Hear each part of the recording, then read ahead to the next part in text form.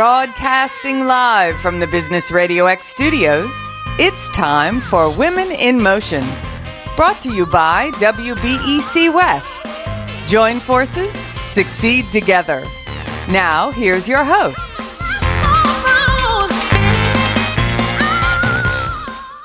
Lee Kantor here, another episode of Women in Motion, and this is going to be a good one. But before we get started, it's important to recognize our sponsor, WBEC West. Without them, we couldn't be sharing these important stories. Today on Women in Motion, we're focusing in on the National Black Business Pitch. We have some of the people who participated along with their mentors, and on today's episode, we have April Kelly and her mentor, Deborah Mackins. Welcome. Thank you. Glad to be here. Well, I am so excited to learn about each of you, and we'll kick it off with April. April, please tell us a little bit about your company. Absolutely. So I am the CEO and startup supermom of Sure. We are a plant-based infant formula startup company trailblazing with our allergen-centric approach. So we've been on this journey for about 5.5 years now, and we are gearing up to launch our very first product out into the market. And so the funding that we received from the pitch competition is actually helping us to do that. And so it was a great opportunity working with Deborah, and I'll pass it off to her to introduce herself as well. All right, Deborah, do you want to tell us a little bit about yourself and how you got involved in the NBBP? Sure. And I'd just like to say thank you for the opportunity, Lee. My name is Deborah Mackins. I'm Senior Manager of Vendor Diversity with Aero Electronics. I have been in this role for about 1.5 years now to stand up our program. And I had the pleasure of meeting April Kelly and being her mentor for the National Black Business Pitch. This is my second year being involved with this, and for me personally, it was just a great experience. Not only working with April, but just being involved with the National Black Business Pitch overall. Now, April, can you tell us a little bit about this pitch contest? Why was it important for you to get involved, and what did you kind of get out of going through it, obviously, other than the seed money and the victory or the second place victory? Yeah, absolutely. Well, when I first learned about the National Black Business Pitch, I definitely felt a need to participate and at the very least shoot my shot, because as a Black female founder, that is one of our biggest pain points and obstacles is the funding piece.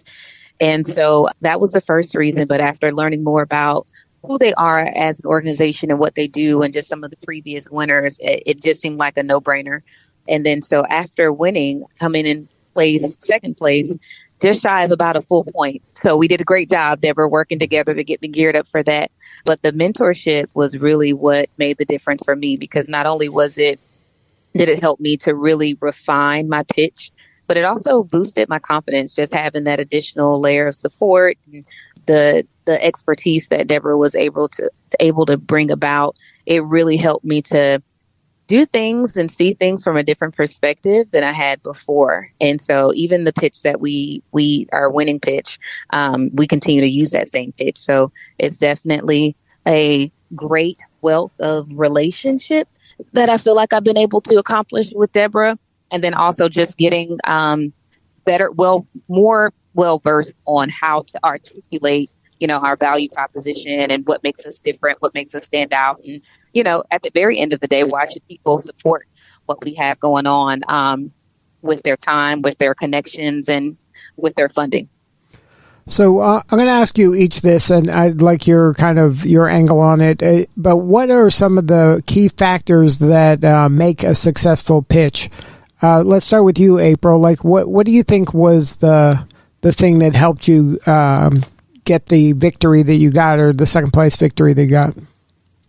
It's definitely the authentic storytelling. That's what always stands out. It doesn't matter how well my deck is put together, or the different visuals, or even the stats and numbers.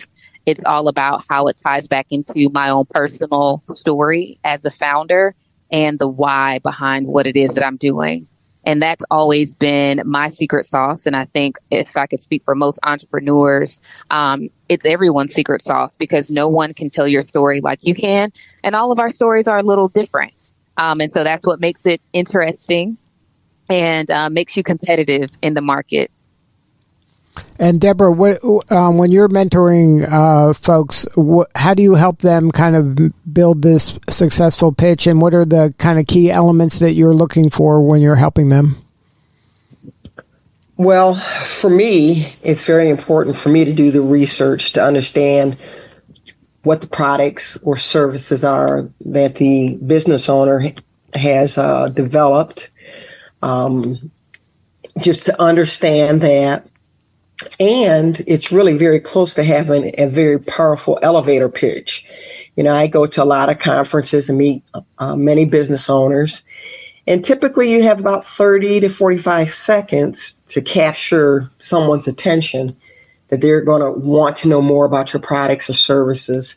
So, you know, just discussing that with April to ensure that she had that elevator pitch that was crisp, sharing her personal story. You know, April has a lot of passion on the product that she has developed. It is her own personal story, and it's very impactful to large communities. So I think when you tie that elevator pitch, as well as personal stories, passion, I think that can be very impactful. And also the visuals. I think April mentioned having visuals so that people can see your logo, possibly see your product, something to capture someone's attention and keep it. And April, she did a fantastic job doing that. Well, April, let's get kind of into the weeds about your product. Can you share us a little bit about your backstory and maybe a little bit about how this came to be? I'll be happy to. So as I mentioned, when I introduced myself, I refer to me as a startup super mom. And so that would have to mean that I'm a mom, and I am of 4. And so with my youngest daughter, when I brought her home from the hospital, I planned to nurse her, and I did for a very short period of time. Unfortunately, I started to struggle with postpartum depression and prematurely had to switch over from nursing full time to completely supplementing with a formula, a very well-known formula on the market. And so about maybe 24 to 48 hours, somewhere in between that, into us transitioning over into the formula, my daughter ended up having a severe allergic reaction. And so at this point, I was really frustrated and holding on to what little sanity I had left.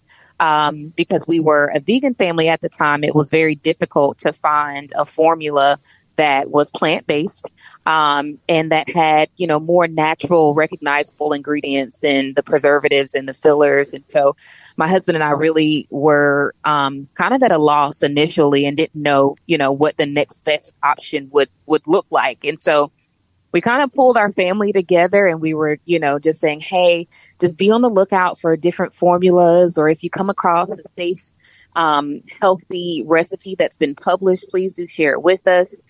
We then begin to just research and spend hours, honestly, in the grocery stores looking for formula, but not only looking for formula, also educating ourselves on what's actually in formula, which is a question that I had never asked myself prior to this experience. I kind of just took, what worked for other moms or what the doctor recommended, but I'd never turned the container to the back to really look at the ingredients that are in formula.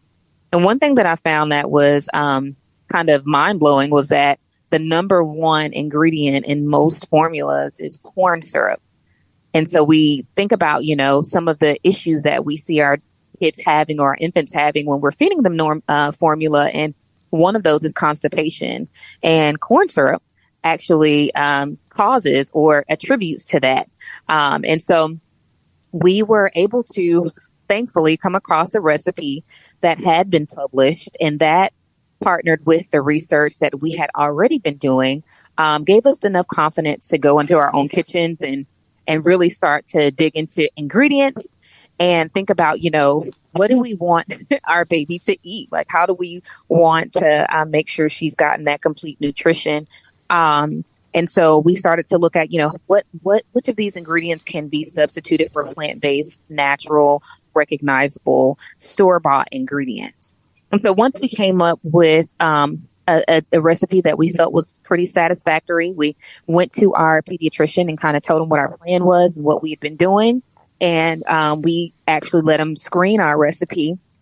And he ended up giving us the go-ahead to feed it to our daughter for the first year of her life.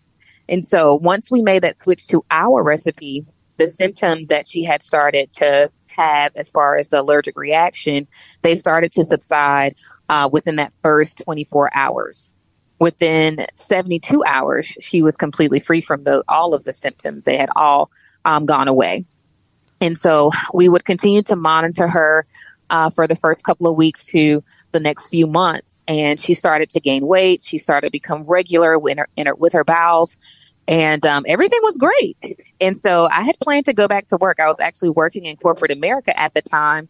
And so I was on my way back in to work. But shortly before that, I decided to hop onto Facebook.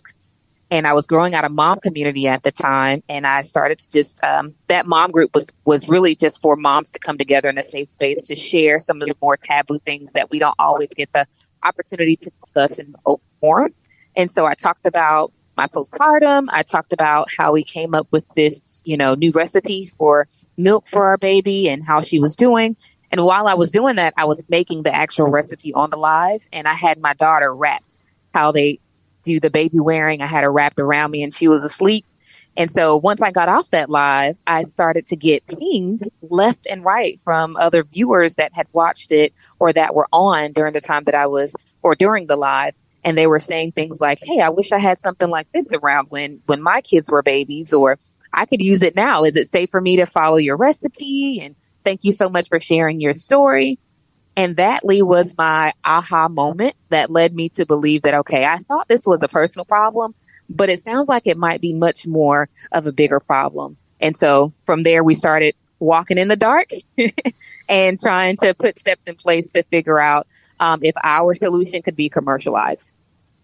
Now, were you or anybody on your early team food scientists? Like, how did you even, or you were just kind of fooling around in the kitchen, just mixing stuff up and hoping that it tastes good and it works? We were literally just parents trying to find a solution for our child. And one thing I like to say is that I truly believe that moms are the world's best problem solvers, because on a day in and day out basis, there's so many issues that we come about with our little ones, and we have to just throw on the hat and figure it out as we go.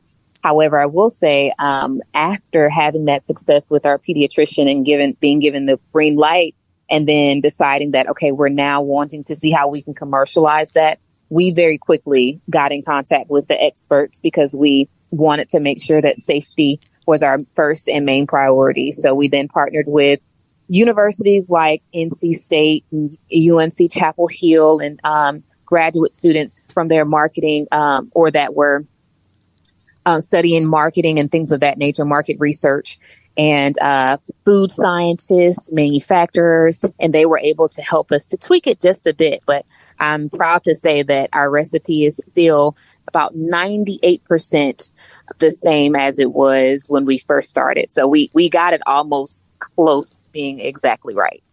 So at what stage are you at now? Do you have it out in the marketplace? So no, we don't have it out in the marketplace. What we're doing, we had to do somewhat of a pivot. And because the infant formula industry has such high barriers to entry, and we truly are a startup company building it from the ground up, we noticed that it was going to take a little bit longer to get the infant formula out into the market and to be able to market it as an infant formula. So we have to continue to do some additional animal studies, human studies, and other research before we can get the FDA approval to do that. And so we pivoted into a toddler beverage, a complete nutrition toddler beverage, very similar to our infant formula recipe, that allows parents to safely introduce allergens early and often to de-risk the chances of their child developing allergies later in life. And so that product is complete and will be on the shelves in the first quarter of next year. Deborah, you must be so proud of April and the progress she's made. I am. I mean, it was a total pleasure working with April. Actually, I think I learned a lot just from the experience.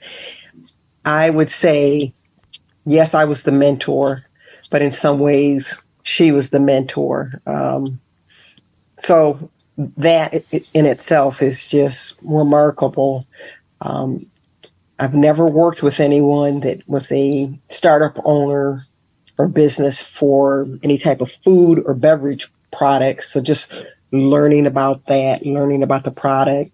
April also has a marketing background. So this is very natural for her to, do her due diligence, on the product. And, just understanding what customers are looking for, so on and so forth. So, I mean, it was just very, very easy to do. Just a total pleasure. Now, Deborah, do you have any advice for other corporates out there that haven't gotten involved with the National Black Business Pitch Contest, or just any of these other kind of opportunities to mentor? I think that a lot of corporates like yourself, you mentioned, you can benefit by learning about these startups and businesses of a smaller size, and that could bring insight to you in your work every day. Yeah, absolutely. And I think that some corporate members may feel that they don't have anything to offer to these types of pitches and events, but you do. You work with businesses, whether it's small or large business, every day. You hear some of the things that are going on within your company and others. And so you have a wealth of knowledge to be able to bring to these entrepreneurs. So why not share it? You're in these positions, not only to be a benefit to your company, but I think also to entrepreneurs and small businesses. So I just say, just give it a try. And who knows, you may participate year after year, which is something that I've been doing for not only with the National Black Business Pitch, but with other pitches for some years now. Just give it a try. And would the same thing go towards kind of becoming part of the WeBack West community? I would think that if you're a women business owner, that's kind of a no-brainer. It is. WeBack West, and actually I'm on the board of directors for WeBack West. It has been an absolute pleasure to work with this RPO. Some of the things that WeBack West does, they certify women business owners. So basically, if you say that you're a woman-owned business, they validate that. They also provide opportunities for these businesses to connect with other women businesses, to share best practices. WeBack West also provides opportunities to build relationships with the women business owners and representatives from corporations such as Aero Electronics, which is the company that I work for. And it's a great opportunity to build relationships, because why? People do business with people they know, like, and trust. And also, I'd say if you get involved with WeBack West, get certified, really do get involved. So that means participating in events, taking advantage of the webinars, perhaps even attending the regional conference. And I should say Dr. Pamela Williamson, who's the president and CEO of We Back West, her and her staff are phenomenal, and that's a bonus as well. So, April, what do you need more of? How can we help you? Absolutely. As we are gearing up for first quarter in our product debut, we invite anyone who's listening to check out our website. We are going through a rebrand, so we will no longer be known as the Sure Company. We will be changing our name now to Hello Tavi, and that's T as in Tom, A, V as in Victor, I, hellotavi.com. Tavi is actually my daughter's name. And so just as a nod to her for being our first Sure baby, we are rebranding to fall under her name. And there will be several different micro brands that fall under that. For example, Tavi Babes will be the infant formula. Tavi Tots will be the toddler beverages. And then as our product portfolio grows, you'll see the names and the new brand names come out as well. So definitely check us out, hellotavi.com. And then on Instagram, follow us at the Tavi Way.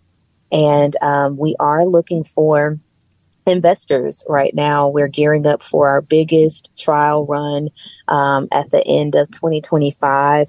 And so every little contribution counts. So no matter how big or small, we are actually entertaining serious conversations about or with angel investors as well. And so we would love to have some introductions to investors that may be listening or that you may know of in your network. And then lastly, introductions to different pediatric or different healthcare professionals in the pediatric and immunology space. We are looking for someone to come on board with us and lead the research project or partner with me in doing so for the human-centered studies that will be happening later on next year.